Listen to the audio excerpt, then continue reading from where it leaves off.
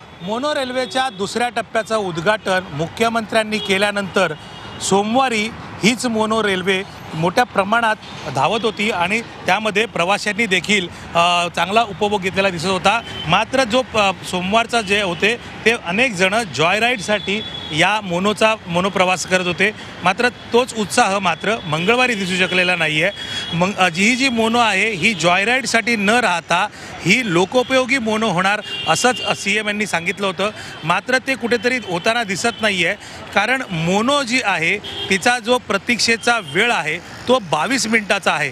म्हणजे एक मोनो गेल्यानंतर दुसरी मोनो येण्यासाठी 22 मिनिटाची प्रतीक्षा जी आहे ती जी प्रवाशांना करायला लागणार आहे।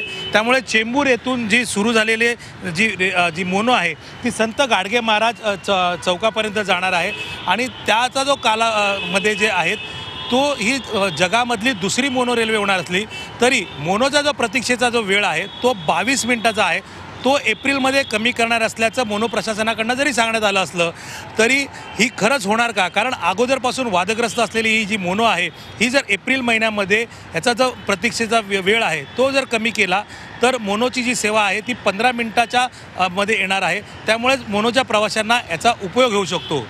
व्हिडिओ जर्नलिस्ट मोहन दुबेसह प्रशांत अंकुशराव, झी मीडिया, मुंबई।